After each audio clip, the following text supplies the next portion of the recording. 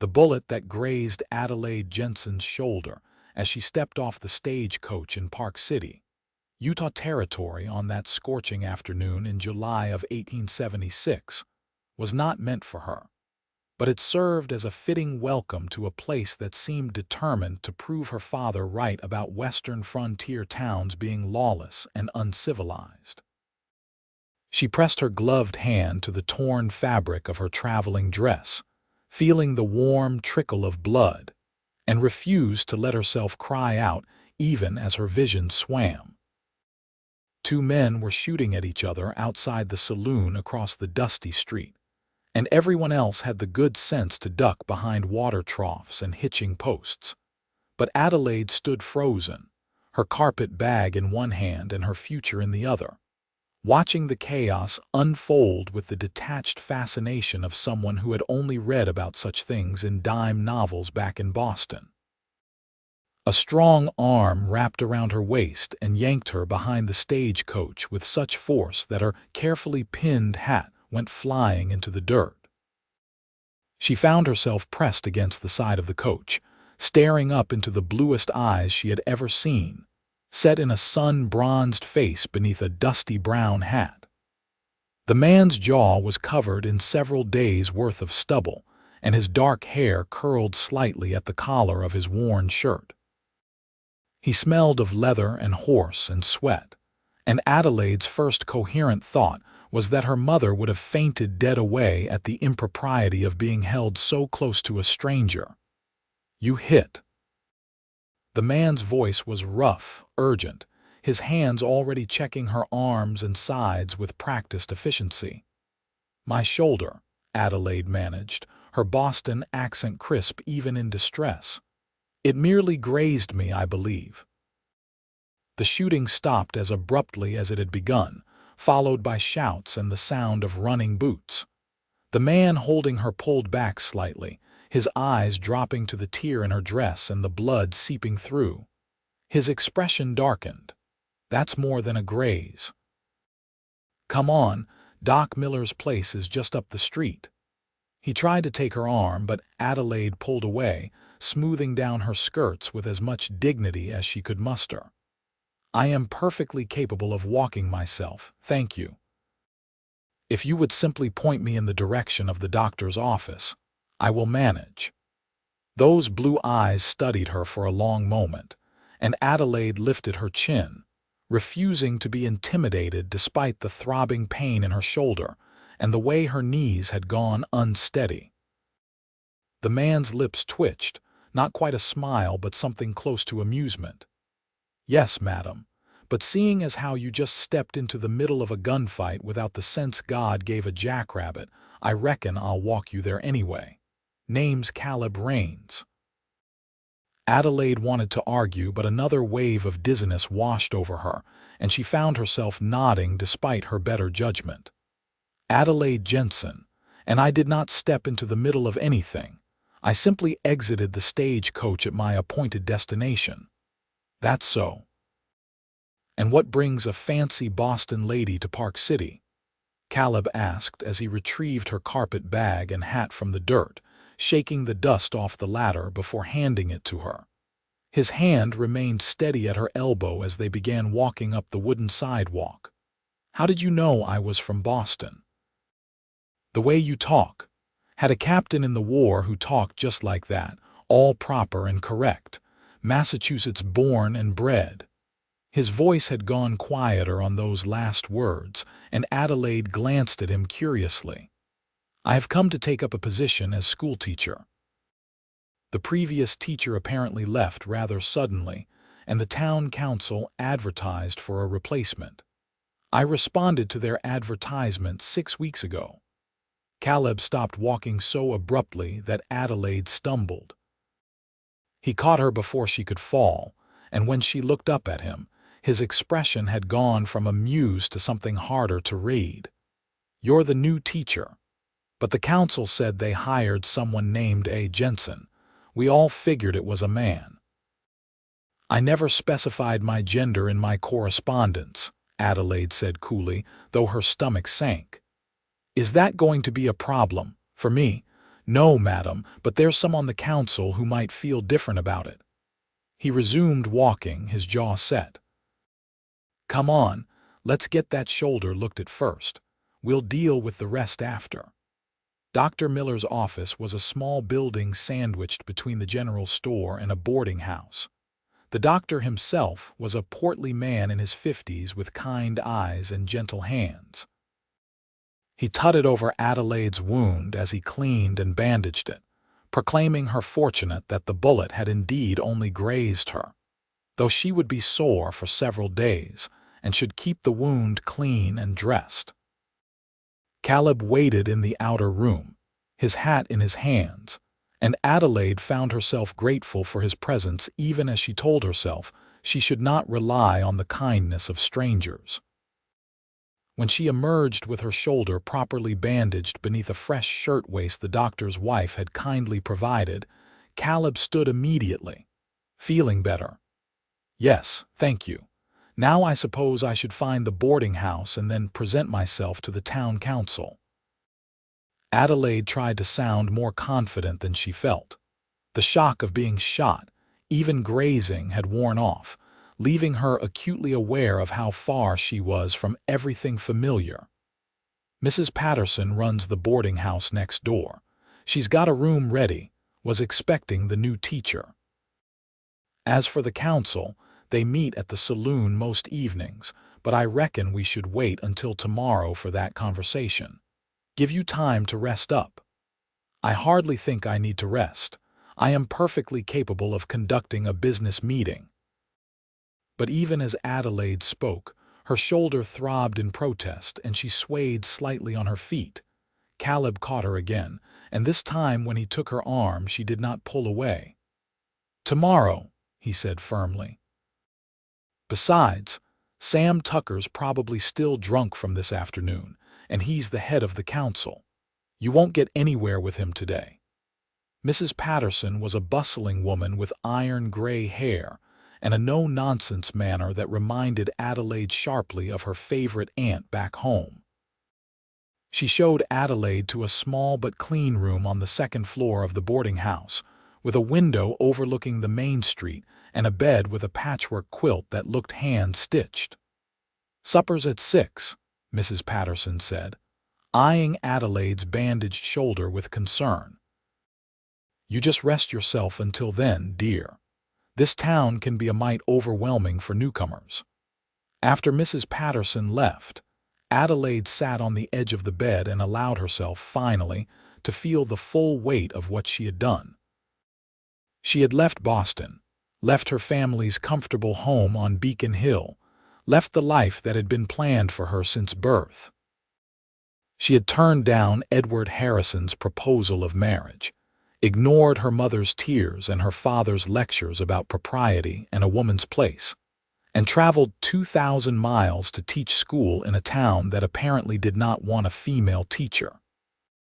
She thought of the letter that had arrived 3 months ago, the one that had changed everything.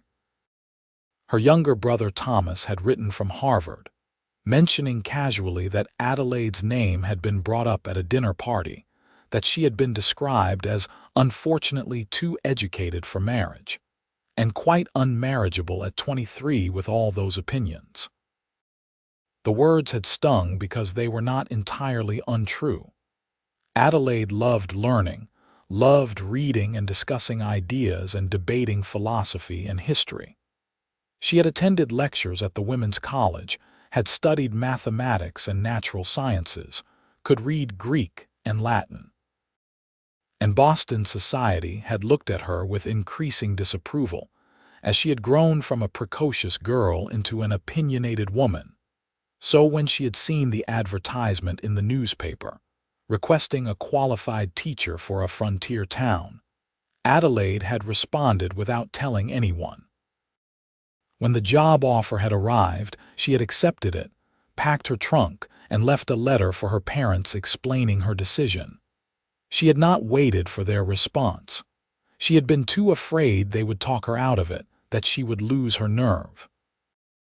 Now, sitting in this small room in Park City, Utah Territory, with a bullet wound in her shoulder and no clear idea of what tomorrow would bring, Adelaide wondered if she had been foolish. But beneath the fear was something else, something she had not felt in years: excitement. Here, perhaps, she could be useful. Here, perhaps, being educated was not a flaw but an asset. She stood and went to the window, looking out at the dusty street below. The town was built on the side of a mountain, surrounded by peaks that glowed gold in the late afternoon sun. Miners walked past, their faces tired and dirty. Women hurried along with baskets and packages. A dog barked somewhere. And leaning against the hitching post directly below her window, his hat tipped back and his arms crossed, was Caleb Rains, apparently standing guard. Adelaide's breath caught in her throat. She had not asked him to stay, had not expected him to care about her safety beyond the basic courtesy of getting her to the doctor. But there he was, watching the street with the alertness of a man accustomed to trouble. As if sensing her gaze, he looked up, and even from this distance, she could see the way his expression softened slightly when he saw her in the window. He touched the brim of his hat in acknowledgement, and Adelaide found herself nodding back before she stepped away from the glass, her heart doing something complicated in her chest. Supper at Mrs.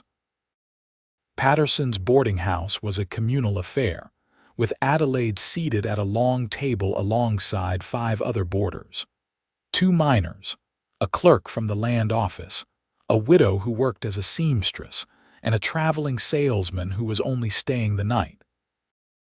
The food was simple but plentiful: roast chicken and potatoes and green beans with fresh bread and butter.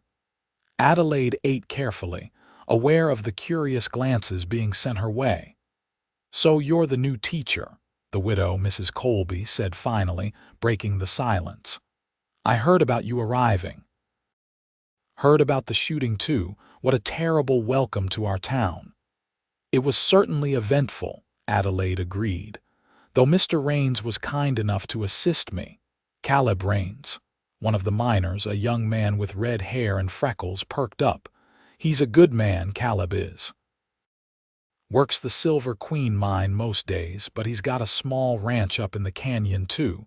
Keeps to himself mostly, but he'll help anyone who needs it."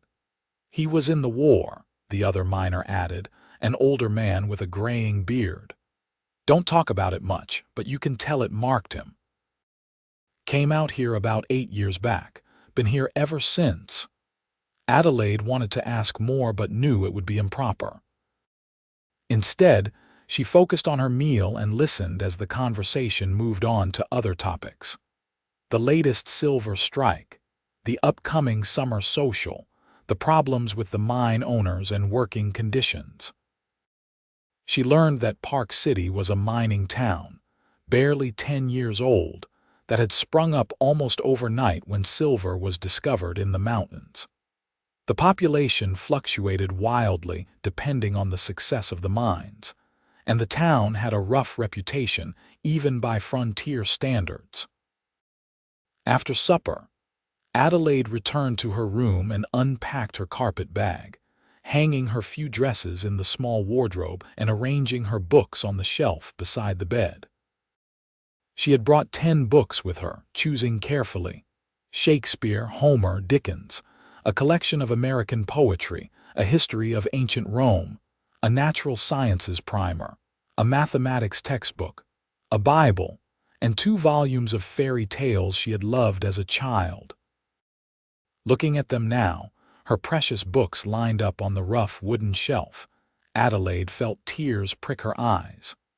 These books represented everything she had hoped to share with her students, all the knowledge and beauty and possibility of the written word. She was brushing out her hair before bed when someone knocked softly on her door. Adelaide pulled on her wrapper and opened the door to find Mrs. Patterson standing there with a cup of tea. "Thought you might like this, dear. Chamomile helps with sleep. And I wanted to talk to you if you have a moment." Adelaide invited her in, and the older woman settled into the room's single chair while Adelaide sat on the bed. The tea was hot and soothing with a hint of honey. "I won't beat around the bush," Mrs. Patterson said. "There's going to be some trouble about you being a woman. The town council, they're a group of stubborn men who don't like surprises, and you're definitely a surprise. Sam Tucker especially, he's got old-fashioned ideas about women's capabilities. But don't let them bully you. This town needs a teacher desperately. The last one ran off with a gambler 2 months ago, and before that, we had old Mr. Henderson who could barely see to read, let alone teach the children properly. The young ones deserve better." "How many students are there?" Adelaide asked. "Varies depending on the season. Fewer in winter when the pass is close and some families head down to Salt Lake City. But right now, I'd say about 20, ranging from 6 years old to 15. Some of the older boys work in the mines and can only come in the evenings if at all. Most of the children have had precious little schooling. Many can't read beyond the most basic level. 20 students of vastly different ages and abilities, most of them behind where they should be." Adelaide felt a flutter of nervousness, but also a surge of determination. This was exactly the kind of challenge she had wanted, the kind of meaningful work she had been denied in Boston. "I can manage that," she said firmly. "I have experience tutoring children of various ages. My father was a professor at Harvard, and I often helped prepare younger students for their entrance examinations." Mrs. Patterson smiled. "I thought you had the look of quality about you. What brings a professor's daughter to a rough mining town in Utah Territory?" Adelaide hesitated, then decided honesty was best. "I wanted to be useful. In Boston, my education was considered a liability rather than an asset. I was too opinionated, too intellectual, too unmarriageable. Here, I thought perhaps those same qualities might be valued." "Oh, they'll be valued all right, at least by those of us with sense. But you'll have to prove yourself first. That's just the way of things out here. Nobody gets respect handed to them, you earn it." Mrs. Patterson stood, patting Adelaide's hand. "You get some rest now. Tomorrow's going to be a big day." After the older woman left, Adelaide lay in the unfamiliar bed, listening to the unfamiliar sounds of the town settling down for the night. The distant piano music from the saloon, the barking dogs, the wind in the pines that covered the mountainsides. Her shoulder ached, and her mind raced with worries about the morning's meeting with the town council. But underneath it all was that same feeling of rightness, of being exactly where she was meant to be. She thought of Caleb Raines's blue eyes and strong hands, the way he had pulled her to safety without hesitation, the way he had waited below her window to make sure she was safe. Then she firmly told herself not to think about Caleb Raines at all, because she had not come to Utah Territory to fall in love with a cowboy miner. She had come to teach, to be independent, to prove that an educated woman could make her own way in the world. Love had no place in her plans. The next morning dawned clear and bright, the mountain air crisp and clean in a way that Boston air never was. Adelaide dressed carefully in her most professional outfit, a dark blue dress with a high collar and minimal trim, and pinned her honey-colored hair into a severe bun at the nape of her neck. She wanted to look serious, competent, not like someone who could be easily dismissed. Mrs. Patterson served breakfast early, and Adelaide was just finishing her eggs and toast when Caleb Raines appeared in the doorway of the dining room. He had cleaned up since yesterday, his face freshly shaved and his hair damp like he had dunked his head in water. He wore clean trousers and a pressed shirt, and he held his hat politely in his hands. "Morning, Miss Jensen. I thought I might walk you to the council meeting if you're amenable." Adelaide was about to decline, to assert her independence, but something in his expression stopped her. He looked nervous, and she realized with surprise that he was worried about her, about what the council might say or do. "That would be very kind, Mr. Raines. Thank you." They walked through the morning streets together, and Adelaide was acutely aware of the curious stares they attracted. Caleb walked close enough that their shoulders almost touched, and he nodded to people they passed, but did not stop to talk. His presence beside her was oddly comforting, solid and steady. "I should warn you," he said as they approached the saloon where the council met. "Sam Tucker can be rough in his speech. Don't let him rattle you. The other council members are more reasonable. Frank Morrison owns the general store, good man with 4 daughters of his own. Henry Lawson runs the land office, educated fellow from Denver. And Thomas Yates is the mine superintendent, smart but likes to play devil's advocate. If you can convince 3 of them, you'll have the job regardless of what Sam says." "You seem to have given this considerable thought," Adelaide observed. Caleb's ears went red. "I might have talked to a few people last night.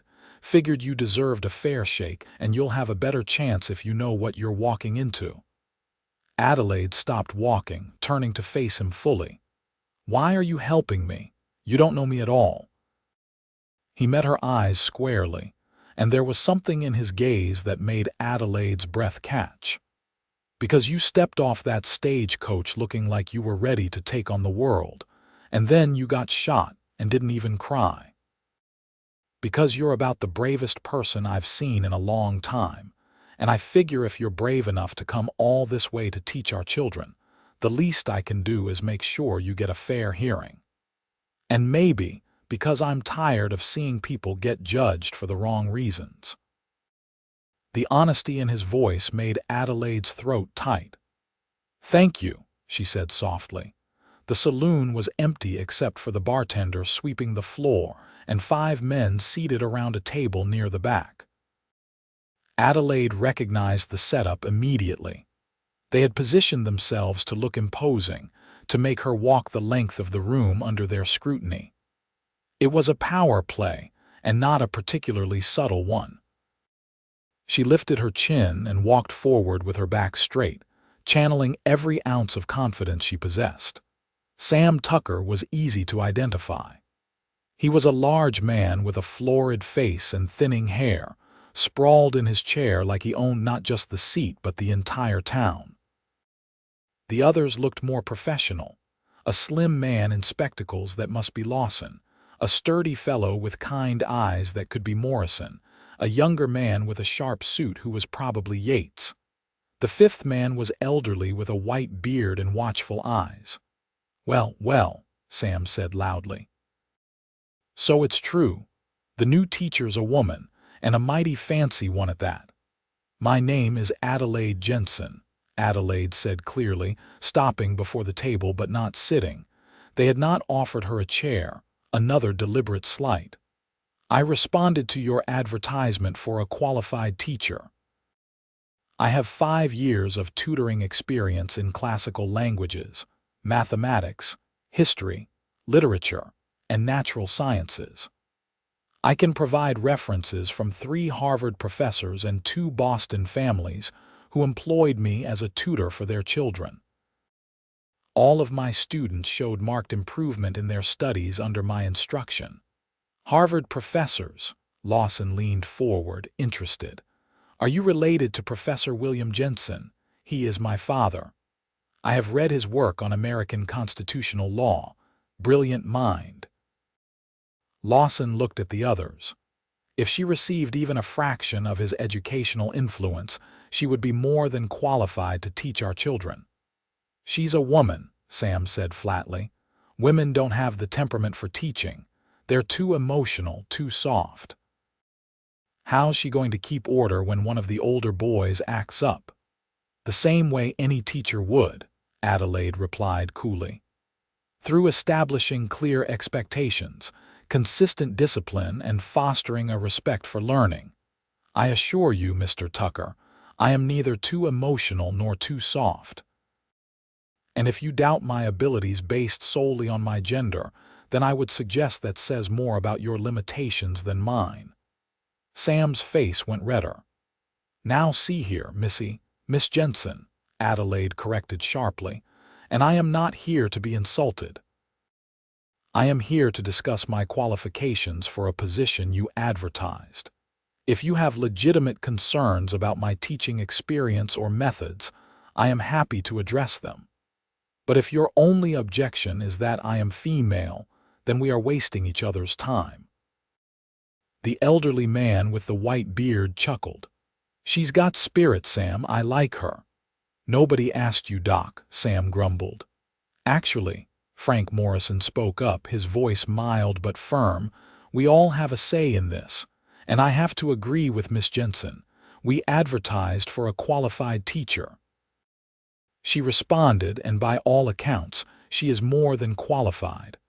My daughters need proper schooling, and they haven't had it for months. I say we give her a trial period. 1 month.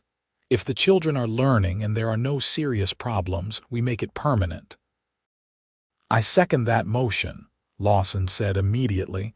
Yates was studying Adelaide thoughtfully. What is your stance on corporal punishment, Miss Jensen?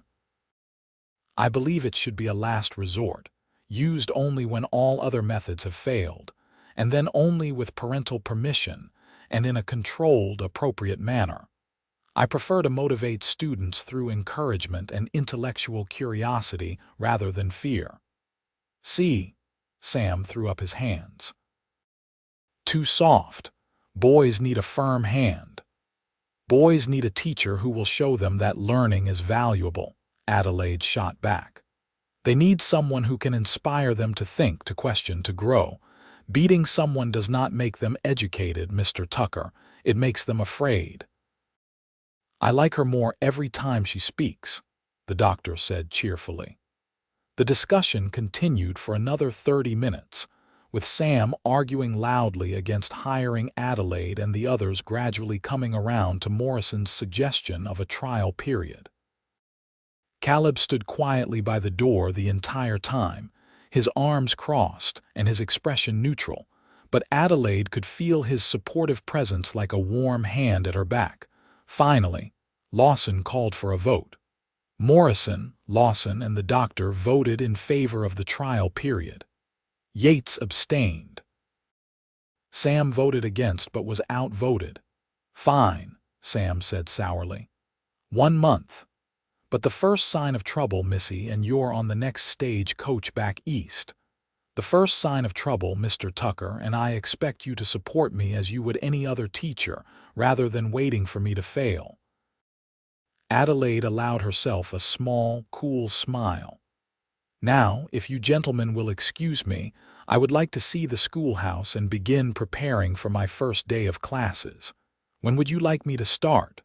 Children have been running wild for 2 months, Morrison said apologetically. Could you start Monday? That gives you 4 days to prepare. Monday will be perfect. Thank you, gentlemen. Adelaide turned and walked out of the saloon with her head high, aware that she was shaking but determined not to show it until she was outside. The moment she stepped into the sunlight, her knees went weak with relief. Caleb was there instantly, steadying her with a hand at her elbow. You did it, he said, and the pride in his voice made Adelaide's chest feel tight and warm. I have 1 month to prove myself. She took a deep breath, looking up at him. Will you show me the schoolhouse? I'd be happy to. The schoolhouse was a simple building at the edge of town, a single large room with a wood stove, rows of mismatched desks, and a blackboard that had seen better days. There were shelves for books, but only a handful of worn primers and readers. The windows were dusty, and mouse droppings littered the floor. Adelaide stood in the doorway and surveyed what would be her domain, her workplace, her chance to prove herself. It needed cleaning and organizing and about a dozen repairs. The textbooks were inadequate, the supplies minimal. But there was potential here. There was space for 20 growing minds, space for learning and discovery and transformation. It needs work, Caleb said unnecessarily. Yes, Adelaide agreed. Will you help me clean it? He looked surprised, then pleased. Sure, let me get some supplies from Morrison's store. They spent the rest of the morning scrubbing and sweeping.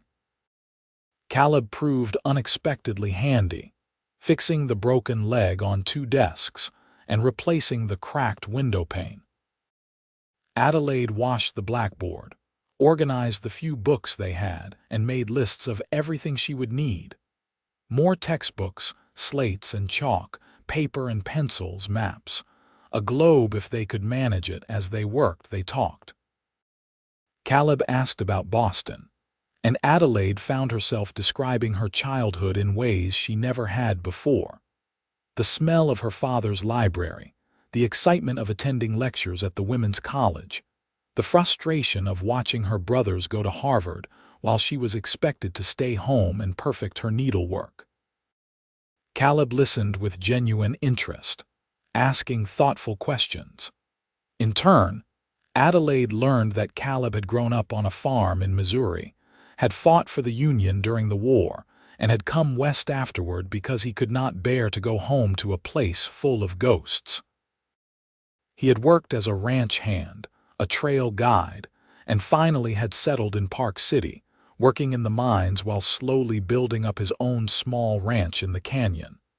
He had 12 head of cattle, 3 horses, and dreams of expanding someday. Why mining if you want to ranch? Adelaide asked, wiping dust from a desk. Mining pays better, at least when the silver is running good. I've been saving up, hoping to buy the land adjacent to mine. It's got good water and grazing. If I can get that, I can support a larger herd, maybe make a real go of it. That sounds like a good plan. It's a lonely plan, Caleb said quietly. Ranching is hard work for one person. I always figured I'd do it with a partner someday, but I haven't found anyone willing to take on a life like that. Adelaide looked up from her work to find Caleb watching her with an expression she could not quite read. Her pulse quickened, and she told herself firmly that she was imagining things. She had known this man for barely a day. Whatever she thought she felt, whatever she thought she saw in his eyes, it was too soon, too impossible. You will find someone, she said, keeping her voice light. Someone who shares your dreams. Maybe I already have, Caleb said softly. The moment stretched between them, charged with possibility. Adelaide knew she should look away, should change the subject, should remind them both that she was here to teach, not to fall in love with a cowboy. But she could not seem to move, caught in the intensity of his gaze. The door banged open, making them both jump. A young boy stood in the doorway, maybe 8 years old, with dark hair and suspicious eyes. "Are you the new teacher?" he demanded. Adelaide collected herself, shifting smoothly into teacher mode. "I am. My name is Miss Jensen, and you are?" "Jimmy Morrison. My pa says I got to come to school starting Monday. I don't want to. School is boring." "That," Adelaide said, walking over to crouch down to his level, "is because you have not had a proper teacher yet. Tell me, Jimmy, what do you like? What interests you?" The boy looked suspicious. "Why do you care?" "Because learning should be about the things that interest you. If you like something, I can teach you about it in ways that will make school anything but boring." "I like rocks," Jimmy said finally. "I find them sometimes up in the hills. Different colors and shapes. Geology," Adelaide said, warming to the topic. "The study of rocks and minerals and how the earth is formed. Did you know that the mountains around us were once at the bottom of an ancient ocean? The rocks you find might have fossils in them, evidence of creatures that lived millions of years ago." Jimmy's eyes went wide. "Really? Really? And if you come to school, I can teach you how to identify different types of rocks, how to understand what they tell us about the history of the earth. Would you like that?" "Yeah." The boy's whole demeanor changed, excitement replacing suspicion. "Can I bring my rocks to show you? I insist that you do. In fact, I would like to start a geology collection for the whole class. Perhaps you could be in charge of organizing it." Jimmy practically bounced with excitement. "I'll tell the other kids. This is going to be the best school ever." He ran off, leaving Adelaide and Caleb alone again. Caleb was looking at her with undisguised admiration. "You're going to be an amazing teacher." Adelaide felt herself flush with pleasure. "I hope so. I want to make a difference here." "You already are." They worked through the afternoon, and by the time the sun was starting to set, the schoolhouse looked transformed. It was clean and organized, ready for students. Adelaide's shoulder ached from the work despite the injury, and she was exhausted, but she felt more satisfied than she had in years. Caleb walked her back to the boarding house, carrying the supplies she had purchased from Morrison's store. They walked slowly, neither seeming eager to end the day. The main street was busy with miners finishing their shifts, families doing evening shopping, the town settling into its evening rhythm. "Miss Jensen," Caleb said as they reached the boarding house, "would you allow me to take you to supper tomorrow evening?" "Not here, I mean, but at the hotel restaurant. It's not fancy, but it's decent, and I thought maybe you'd like to see more of the town." Adelaide knew she should say no. She had only been in Park City for 2 days. She needed to focus on preparing for her students, on proving herself as a teacher. Getting involved with a local man, no matter how kind and handsome, would only complicate things. But when she looked at Caleb, at the hope and nervousness in his eyes, at the way he held his hat and waited for her answer like it was the most important thing in the world, Adelaide found herself saying yes. "I would like that very much." His smile was like sunrise, bright and warm and full of promise. 6 o'clock. I'll come by to collect you." After he left, Adelaide went up to her room and sat by the window, watching the mountains turn purple in the twilight. She thought about writing to her mother, explaining where she was and what she was doing, but she was not ready for that conversation yet. Instead, she pulled out her journal and began making notes for lesson plans, organizing her thoughts about how to teach students of different ages and abilities simultaneously. But her mind kept wandering to Caleb, to the way he had looked at her when he asked her to supper, to the careful way he had said her name like it was something precious. She thought about his calloused hands fixing the desks, his patient answers to her questions about the town, his steady presence beside her during the council meeting. She barely knew him. It was foolish to feel this way after 2 days. But Adelaide had always trusted her instincts, and every instinct she had was telling her that Caleb Rains was a good man, a man she could trust. More than that, he was a man who seemed to value her intelligence rather than being threatened by it. He had not once suggested she was too educated or too opinionated. He had not tried to diminish her or make her feel like she should be less than she was. Instead, he had looked at her like he wanted more, like he wanted to know everything about her mind and her dreams and her thoughts. That was more intoxicating than any physical attraction could be. Adelaide went to bed that night with her mind full of lesson plans and geological specimens and blue eyes, and she slept better than she had in months. The next 3 days passed in a blur of preparation. Adelaide spent her mornings at the schoolhouse, organizing and planning. She created a curriculum that would allow her to teach multiple grade levels simultaneously, focusing on core skills while allowing for individual attention. She borrowed books from anyone in town who had them, slowly building up the school's meager library. She made flashcards and prepared basic reading and arithmetic tests to assess each student's current level.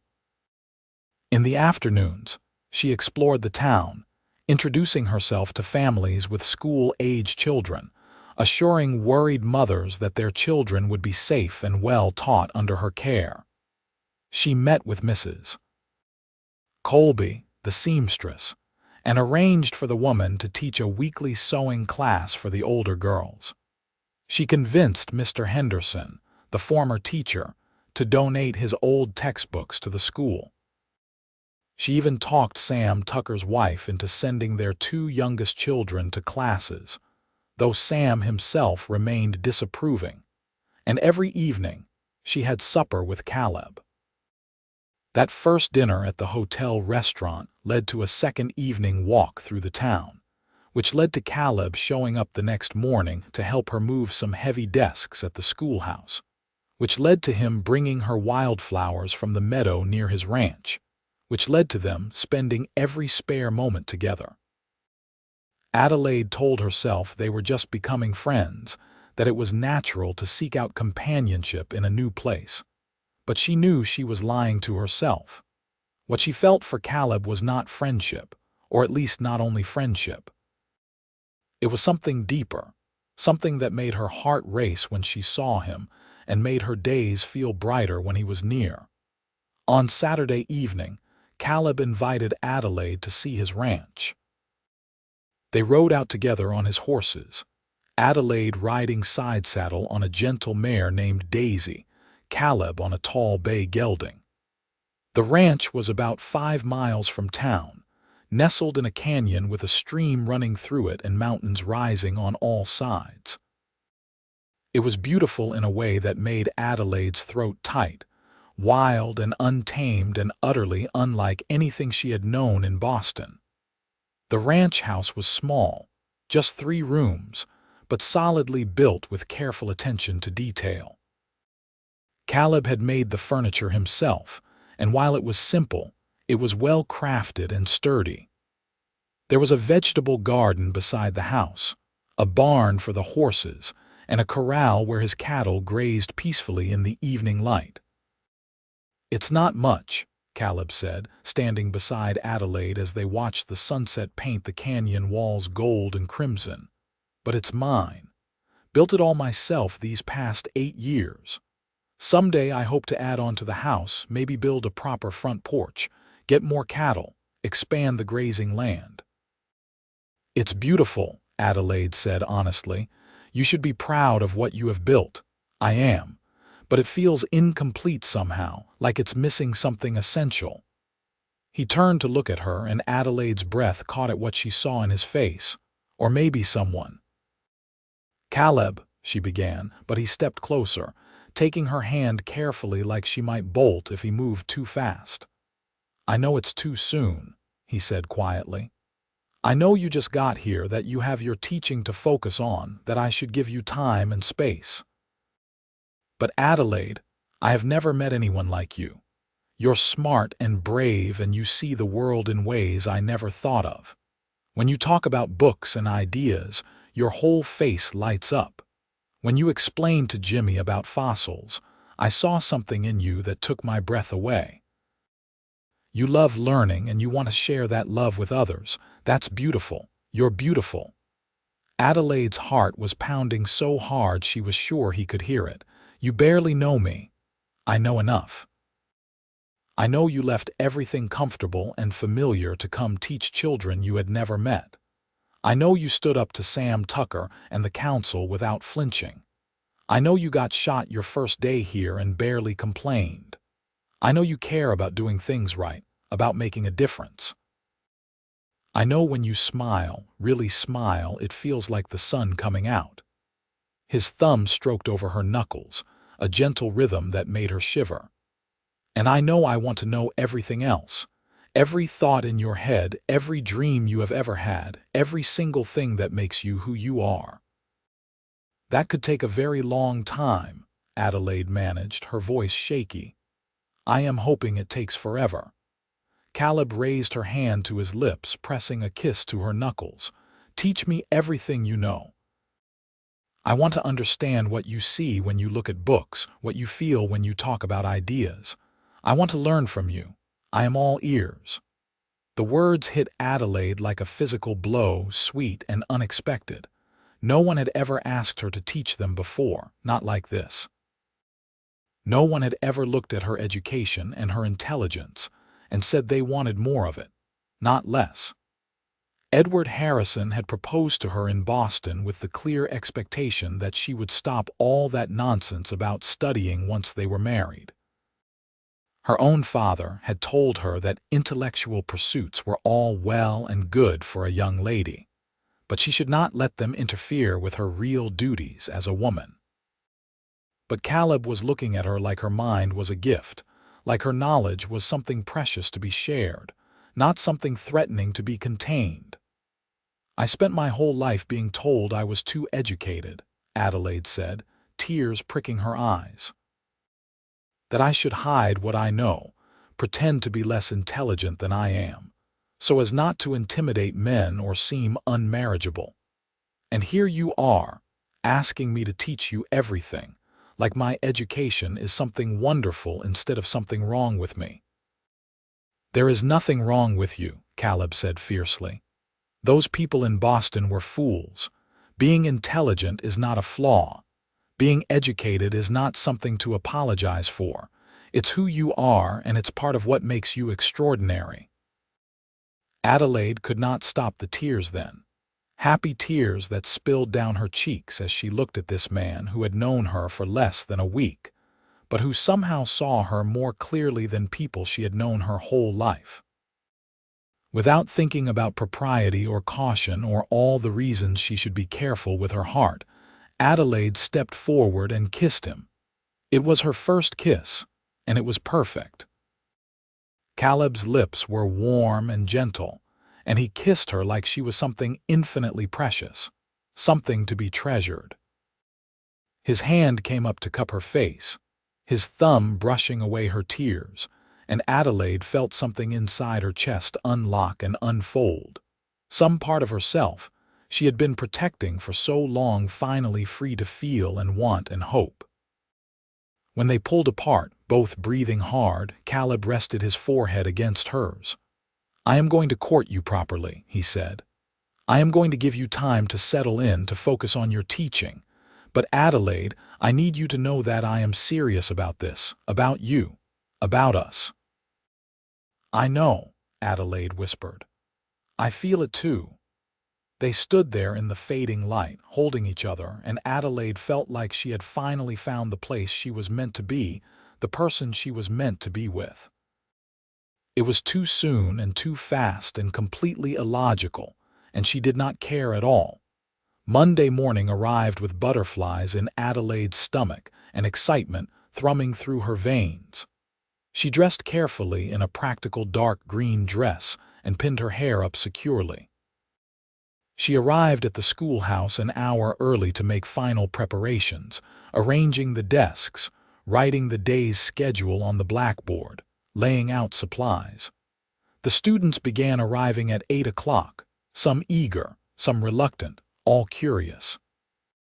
Adelaide stood at the door and greeted each one by name, having memorized the list Mrs. Patterson had provided. There was Jimmy Morrison with his collection of rocks, his 3 sisters ranging from 6 to 13, the Tucker children looking nervous, the mine superintendent's son, the children of shopkeepers and miners and ranchers. By the time the bell rang at 8:30, 22 students sat at the desks, staring at Adelaide with varying expressions of hope and skepticism. Adelaide took a deep breath and began.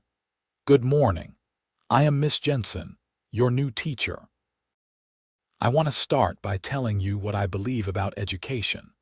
I believe that every single person in this room is capable of learning and growing. I believe that knowledge is power, that understanding the world around you makes you stronger and more capable.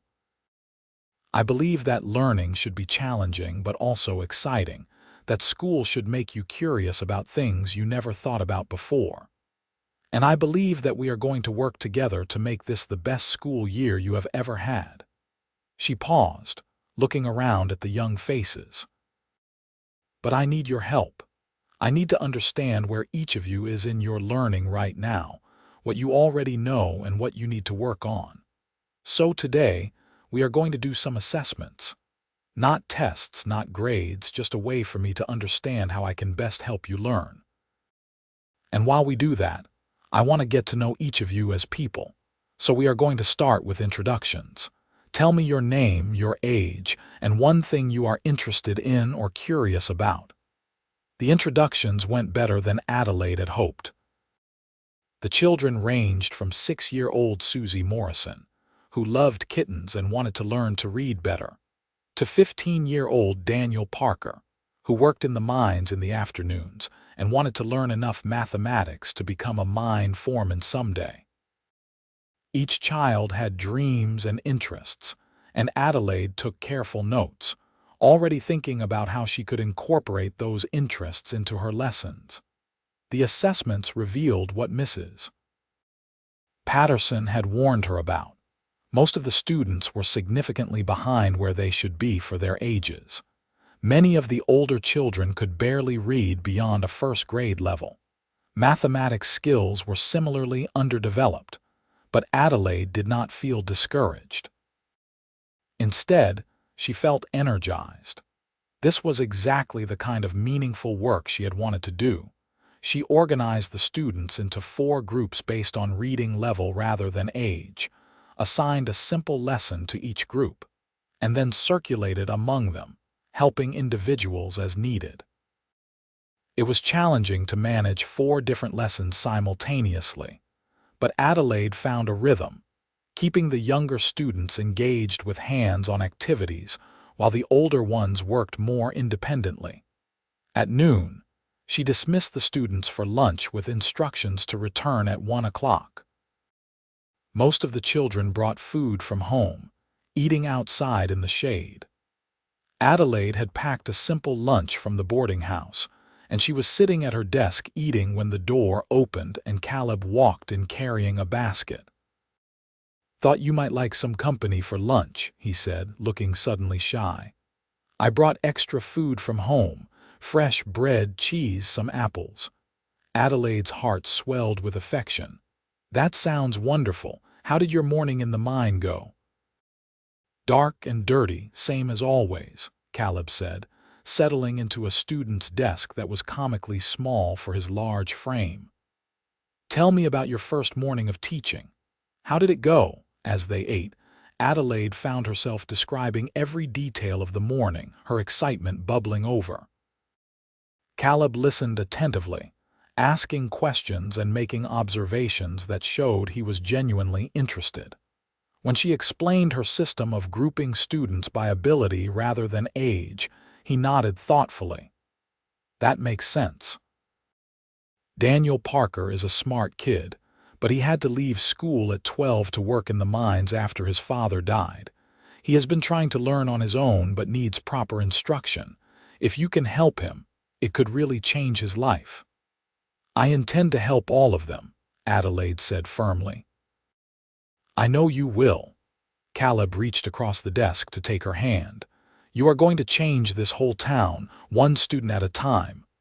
The afternoon session went even better than the morning.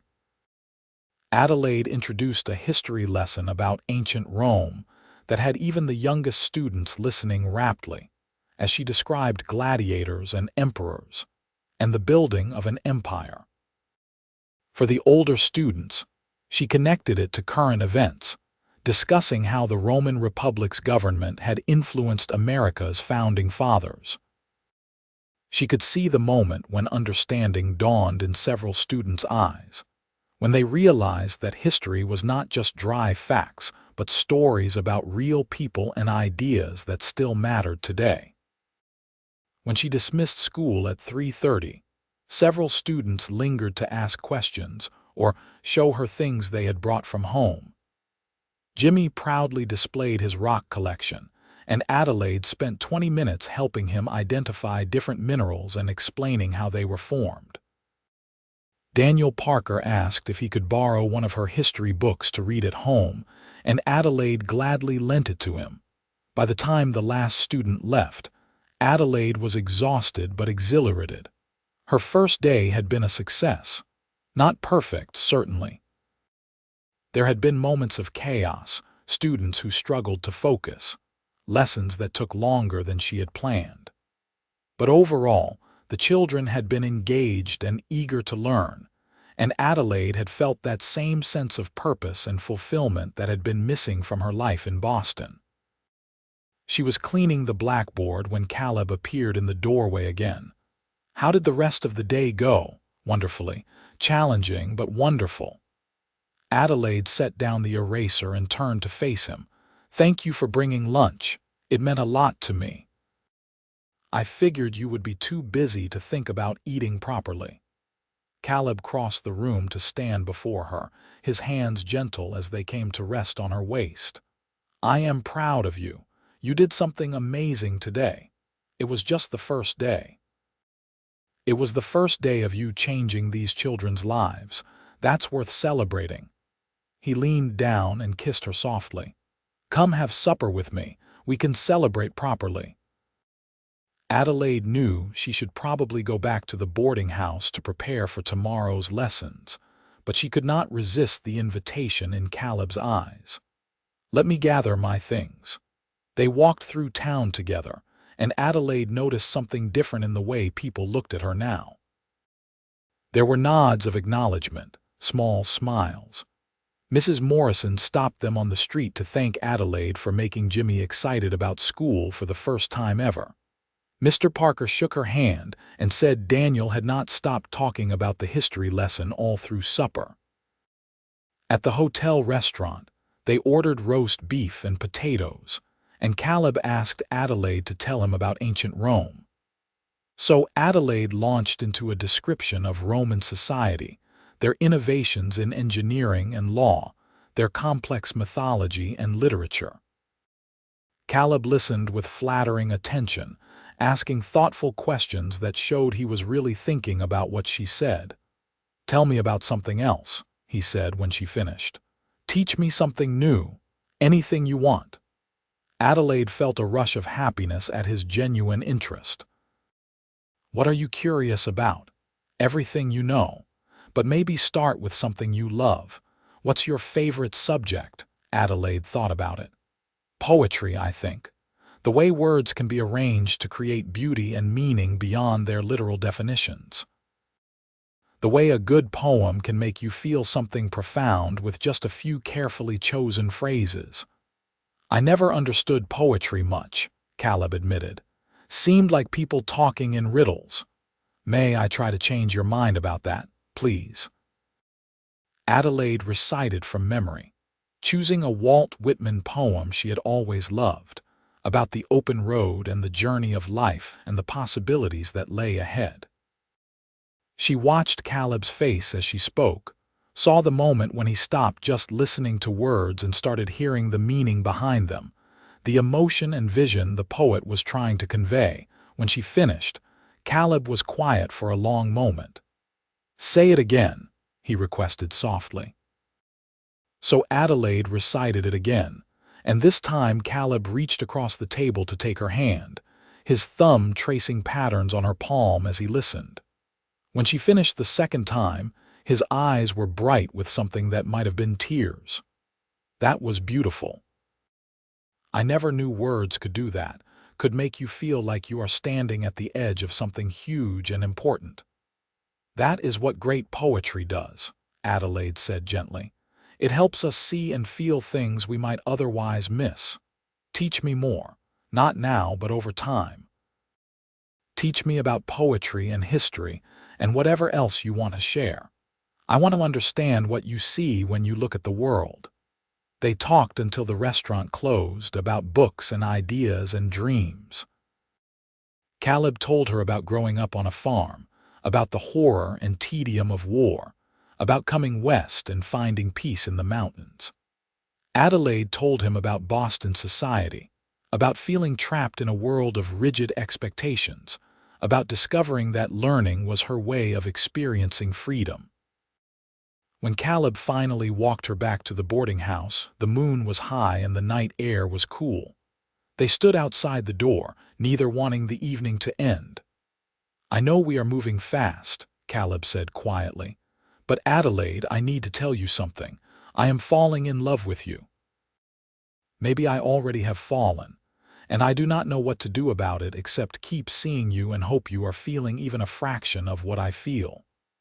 Adelaide's heart felt too big for her chest. I am falling too. It terrifies me and thrills me in equal measure. We will take it slow, Caleb promised. Give you time to focus on your teaching, to settle in. But know that I am here, that I am serious about building something real with you. I want that too, Adelaide whispered. He kissed her then, longer and deeper than before, and Adelaide felt the world fall away until there was nothing but the two of them, standing together under the stars, holding tight to this impossible, wonderful thing growing between them.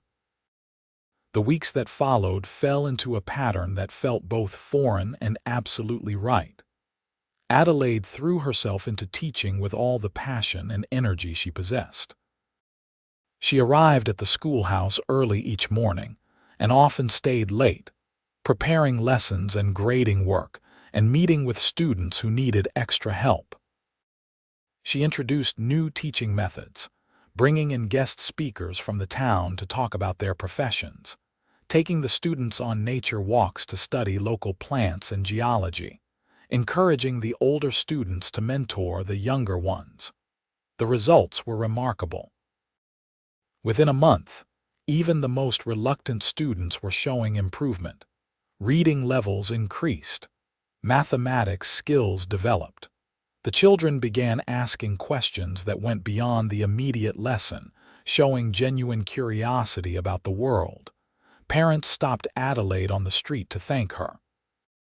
Even Sam Tucker grudgingly admitted that his children were learning more than they ever had before. At the end of Adelaide's trial month, the town council met to discuss making her position permanent. This time, the vote was unanimous. Even Sam Tucker agreed, though he made sure to grumble that it was highly unusual and he still had his doubts about women teachers in general. Adelaide was walking on air as she left that meeting, her position secure and her future in Park City assured. She went straight to find Caleb, who was just finishing his shift at the mine. When she told him the news, he picked her up and spun her around right there in the street, laughing with pure joy. I knew they would see sense, he said, setting her down but keeping his arms around her. You have proven yourself 10 times over. I have you to thank for it, Adelaide said. If you had not helped me that first day, if you had not stood by me through the council meeting, I do not know if I would have had the courage to keep going. You would have. You are the bravest person I know. Caleb's expression grew more serious. Adelaide, there is something I want to ask you. But before he could continue, they were interrupted by a commotion from down the street. Shouting, the sound of breaking glass, people running. Caleb tensed, moving to put Adelaide behind him protectively. Stay here, he ordered, but Adelaide ignored him, following as he moved toward the disturbance. A fight had broken out in front of the saloon, several miners brawling in the street. Adelaide recognized some of them as fathers of her students. The town sheriff, an older man named Bill Crawford, was trying to break it up, but the men were too worked up to listen. Then Adelaide saw what the fight was really about. A young Chinese man, probably no more than 18, was cowering against the wall, bleeding from a cut on his face. The miners were shouting slurs and accusations, saying he had stolen someone's claim. Adelaide felt rage flood through her, hot and righteous. Without thinking, she strode forward into the middle of the chaos. Stop this immediately. Her voice, trained for projecting across a classroom, cut through the noise with surprising authority. All of you should be ashamed of yourselves. The men stopped, shocked into stillness by the sight of the schoolteacher standing in the middle of their brawl. Caleb was beside her in an instant, his hand at her elbow, but he did not try to pull her away. Instead, he stood at her shoulder, a silent show of support. This young man is hurt and outnumbered, Adelaide continued, her voice shaking with anger. You are grown men, fathers some of you, and you are acting like animals. Whatever dispute you have, It can be settled with words and the law, not violence. He is a claim jumper, one of the miners spat. Chinese thieves, all of them. That is a serious accusation, Adelaide said coldly. Do you have proof, or are you making assumptions based on prejudice? He was seen near the Lucky Strike claim. Being near a claim is not the same as jumping it. If you have an actual complaint, take it to the sheriff. That is what law and order means. Adelaide turned to the young Chinese man, switching to Mandarin without thinking. Are you hurt badly? Do you need a doctor? The young man's eyes went wide with shock at hearing his own language. You speak Chinese? Some. I studied it at college. What is your name? Liu Y. I did not jump any claim. I was just walking past. They attacked me for no reason. Adelaide turned back to the miners, switching to English. This young man says he was simply walking past and you attacked him. Sheriff Crawford, I suggest you investigate this matter properly before allowing a mob to dispense their own justice. Sheriff Crawford looked relieved to have someone else taking charge. Miss Jensen is right. You men go home and cool off. If there is a real complaint about claim jumping, come to my office tomorrow with evidence. Otherwise, I will be arresting the next person who throws a punch. The miners grumbled but dispersed, casting dark looks at Liu Y as they went. Adelaide helped the young man to his feet, ignoring the blood on his face. Come to the schoolhouse. I have medical supplies there. I can clean that cut. At the schoolhouse, with Caleb standing guard at the door and Liu Y sitting at a desk while Adelaide cleaned his wounds, the young man told his story. He had come to America 3 years ago with his uncle, hoping to strike it rich in the silver mines. But Chinese workers were paid less than white workers and were often blamed when things went wrong. He was trying to save money to bring his mother and sisters to America, but it was slow going. Adelaide listened with growing sympathy and anger.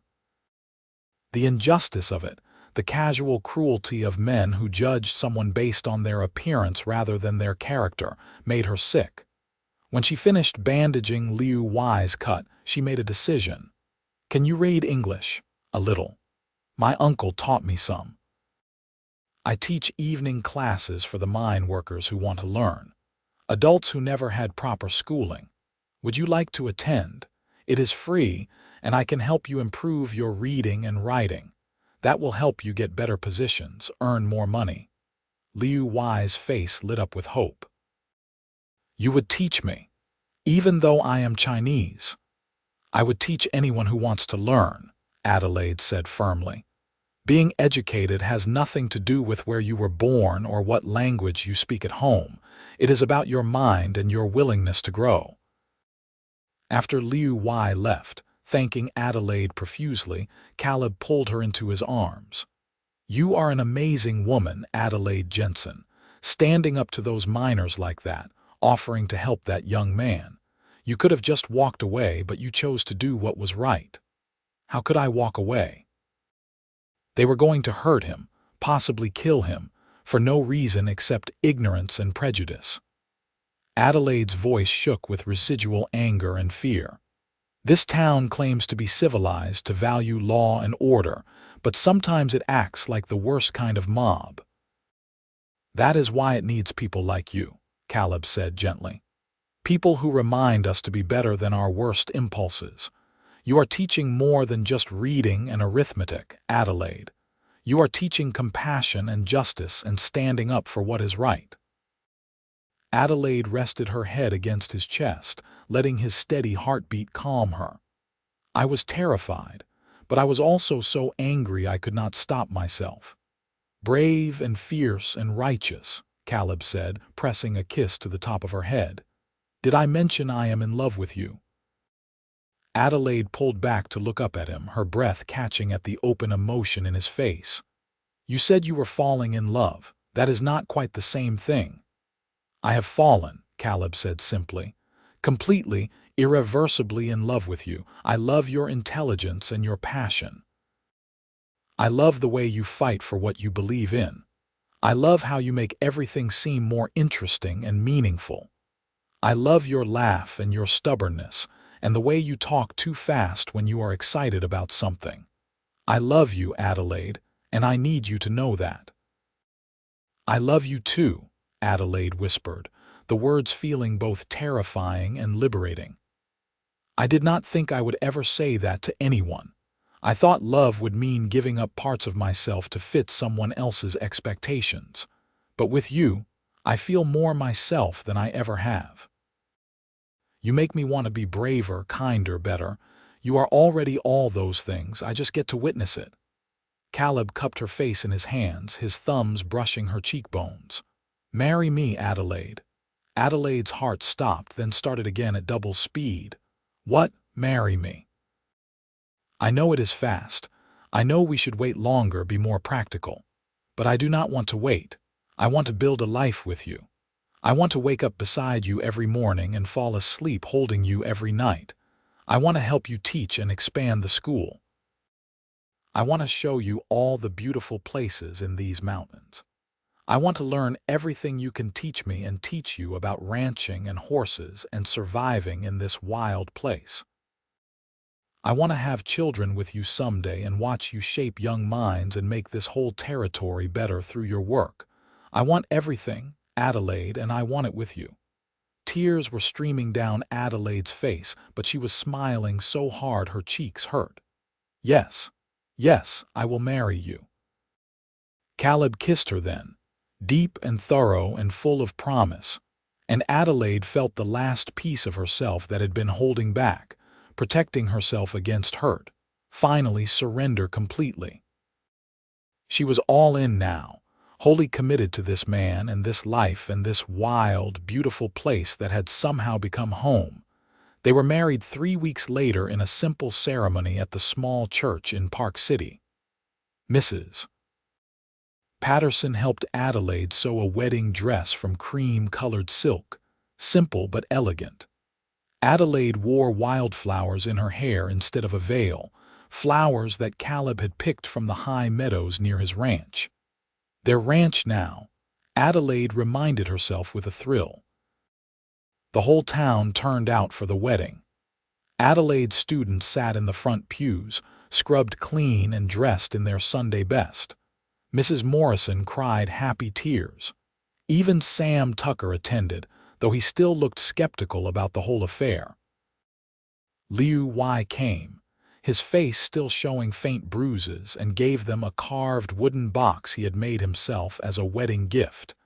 Adelaide had written to her parents, telling them about Caleb and the wedding.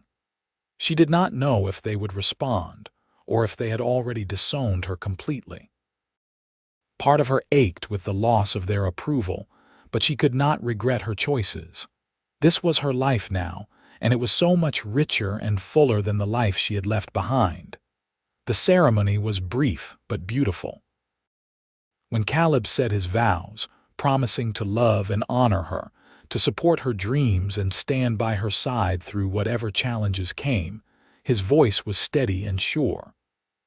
When Adelaide said her own vows, promising the same, she meant every word with her whole heart.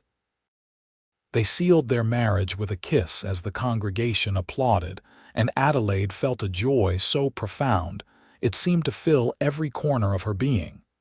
She was married. She was a wife. But more than that, she was still herself, still Adelaide, still a teacher and a thinker and a woman with her own dreams and ambitions. Caleb had not asked her to give up any of that. Instead, he had promised to help her achieve it all.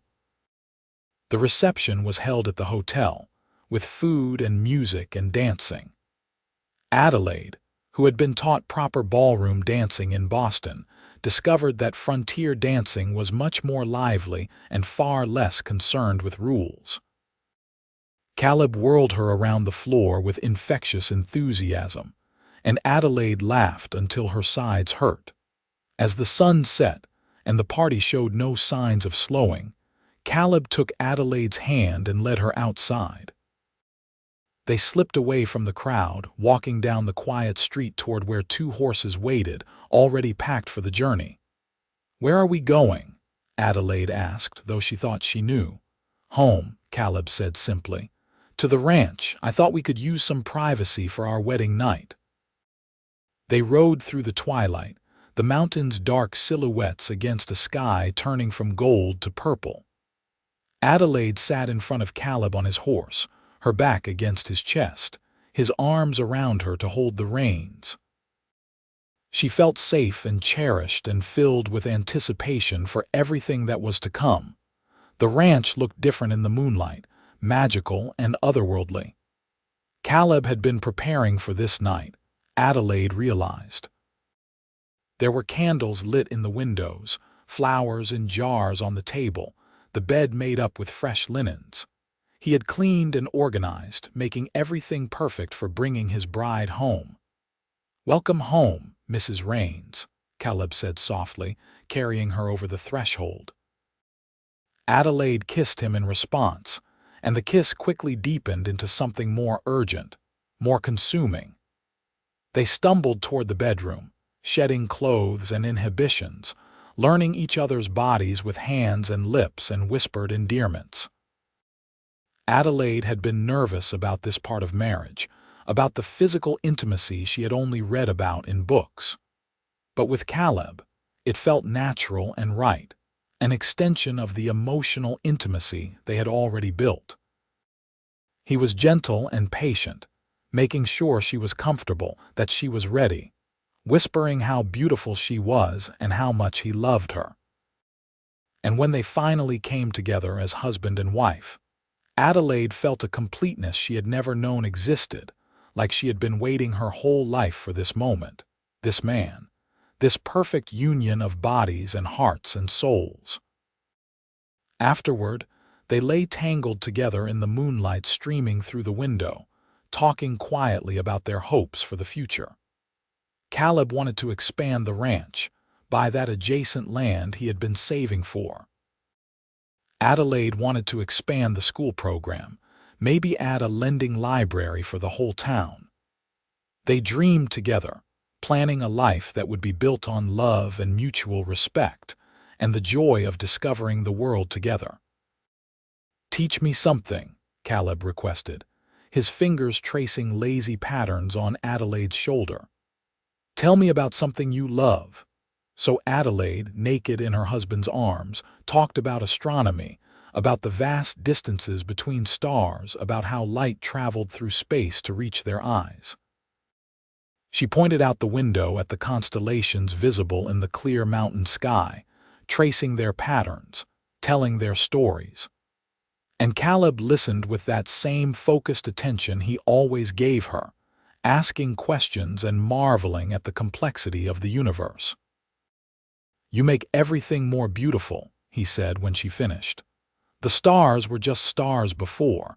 Now they are stories and science and poetry." "That is what education does," Adelaide said softly. "It transforms the ordinary into something extraordinary. It shows you that everything has depth and meaning if you just take the time to look deeper." "I love you," Caleb said, pulling her closer.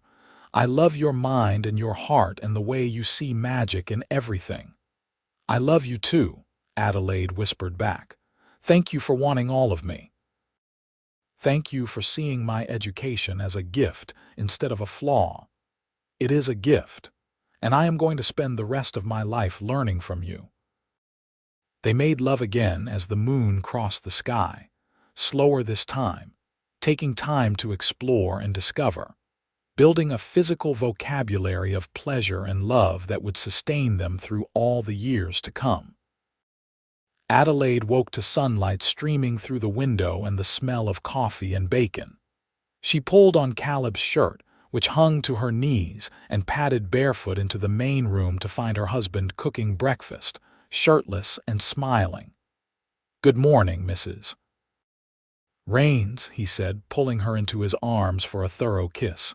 "How did you sleep?" "Wonderfully when we were sleeping." Adelaide felt herself blush, still not quite used to this new intimacy. "This is my home now. Our home, Caleb corrected. Everything I have is yours, Adelaide. The ranch, the house, the horses, all of it. We are partners in everything. They spent their brief honeymoon at the ranch, 3 precious days alone together before Adelaide had to return to her teaching duties. They rode through the canyon, Caleb showing Adelaide every corner of the land, pointing out the boundaries and explaining his plans for expansion.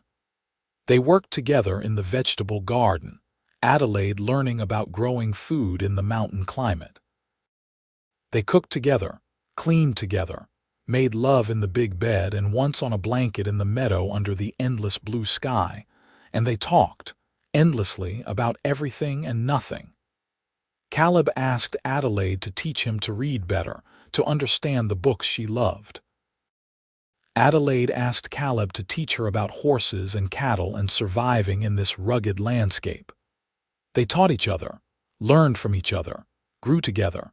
When they returned to town, Adelaide moved her few belongings from the boarding house to the ranch. It would mean a daily commute of about 40 minutes each way, but Adelaide did not mind. The ride each morning and evening gave her time to think and plan, and coming home to Caleb and the ranch each night felt like returning to a sanctuary. The school year continued, and Adelaide's students flourished under her dedicated teaching. By Christmas, every single student could read at least at a basic level. The older students were advancing rapidly, hungry for knowledge now that they had someone to guide them properly. Daniel Parker was reading advanced mathematics texts and talking about attending engineering school someday. Jimmy Morrison's geology collection had grown to impressive size, and he could identify dozens of different minerals and explain their properties. Adelaide had also started her evening classes for adults. A dozen students attended regularly, including Liu Wei and 3 other Chinese workers, 2 women who wanted to learn to read, and several minors who wanted to improve their prospects through education. Caleb attended too, sitting at a too small desk and working diligently through reading primers and mathematics problems. Watching her husband struggle through lessons meant for children, his brow furrowed in concentration, Adelaide felt her heart swell with love. Caleb was not afraid to be a beginner, not embarrassed to admit what he did not know. He approached learning with the same determination he brought to everything else, and he was making steady progress. One evening in January, after the other students had left, Caleb stayed behind.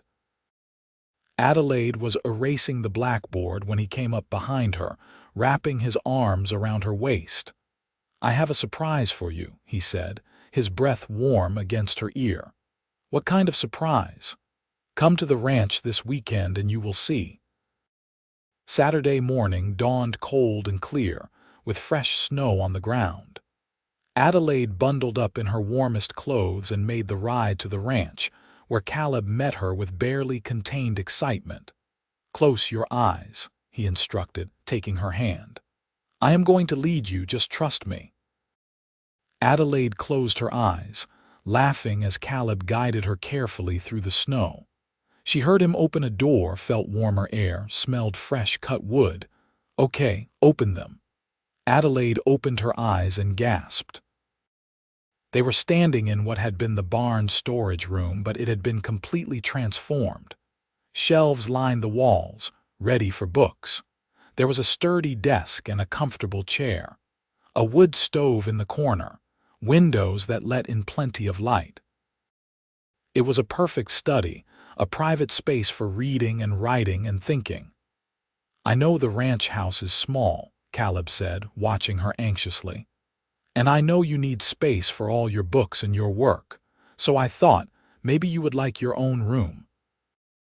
A place that is just yours, where you can escape when you need quiet or want to prepare lessons or just read for pleasure. What do you think?" Adelaide could not speak past the lump in her throat. She turned and threw her arms around Caleb's neck, holding him tight. "It is perfect. You are perfect."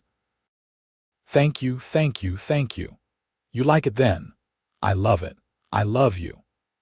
Adelaide pulled back to look at him, this man who understood her need for both togetherness and solitude, who wanted her to have space to pursue her own interests even as they built a life together. How did you do all this without me knowing? I have been working on it for weeks, whenever you were in town teaching, had help from some of the men at the mine, wanted to surprise you. They spent the afternoon moving Adelaide's books and papers into her new study, organizing the shelves, arranging the furniture just so. When everything was in place, Adelaide sat at the desk and looked around at this room that was hers, created with love by a man who understood her completely. I want to show you something, she said, pulling out the journal she had been keeping since she arrived in Park City. I have been writing about our story, about coming here and meeting you and everything that has happened. I thought someday, maybe our children would want to know how we met and fell in love. Caleb sat beside her, and Adelaide read aloud from her journal, her words painting a picture of those first chaotic days, the shooting and the council meeting and the slow building of their relationship. When she got to the part about him asking her to teach him everything she knew, about him saying he was all ears, Caleb's eyes filled with tears. I meant it, he said hoarsely. Every word. I want to keep learning from you for the rest of our lives. And I want to keep learning from you, Adelaide replied. You have taught me so much already, about courage and kindness and what it means to truly accept someone for who they are, about building a life based on love instead of expectations.